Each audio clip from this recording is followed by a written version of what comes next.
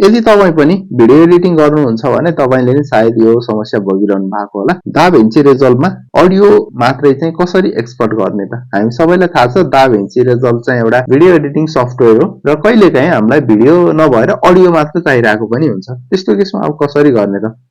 First of all तपाईहरुले video edit गरेर सकिसकेपछि अब डेलिभर ट्याबमा जान्छौं।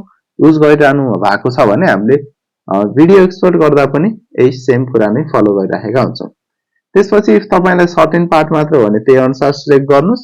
होल भिडियो हो भने तपाईले केही सिलेक्ट गरिराख्नु चाहिँ पर्दैन। यहाँ गइसकेपछि तपाईले यहाँ अरु डिफरेन्ट अलरेडी भइसकेको अप्सन्सहरु पनि भेट्नुहुन्छ। यहाँबाट तपाई जाँदा पनि भयो अथवा कस्टम एक्सपोर्टबाट चाहिँ पहिला सुरुमा तपाईले आफ्नो फाइलको नाम दिनु। त्यसपछि तपाईले आफ्नो फाइलको लोकेसन चुज गर्नु, कहाँ गएर चाहिँ सेभ हुन्छ यो फाइल।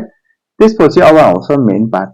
यहाँ तपाईले देख्न सक्नुहुन्छ भिडियो, अडियो र फाइल। भिडियोमा अलरेडी यहाँ चेक मार्क लगाइराखेको हुन्छ किनभने हामीले सबै भिडियो नै एक्सपोर्ट गरिराखेका हुन्छौं।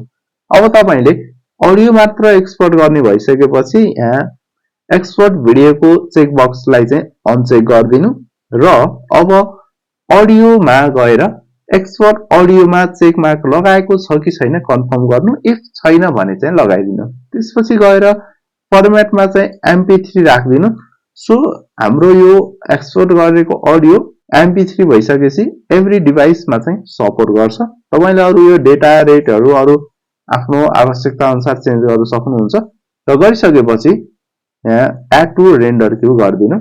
यति मात्र गरेर हुँदैन, भिडियोको लागि जस्तै फेरि यहाँ आएर रेन्डर अल गर्दिनु।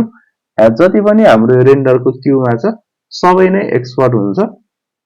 एकैछिन अब यसलाई 100% हुँदासम्म वेट गर्नु र 100% भइसकेपछि अब हाम्रो यो चुज गरेको लोकेसनमा जाउँ, डेस्कटप अनि एक्सपोर्ट भिडियोज। त्यसपछि यहाँ हेर्नुभयो भने ओन्ली अडियो भनेर हाम्रो फाइल चाहिँ आइसकेको छ। अब यसरी चाहिँ हामीले अडियो मात्र एक्सपोर्ट गर्न सक्छौं अथवा कहिलेकाहीँ तपाईलाई भिडियो मात्र एक्सपोर्ट गर्नु पर्यो भने पनि सिमिलरली अडियो ओन्लीलाई एक्सपोर्ट अडियोलाई चाहिँ अनचेक गर्दिनु, भिडियो एक्सपोर्टलाई चाहिँ चेक मार्क लगाएर गर्दिनु।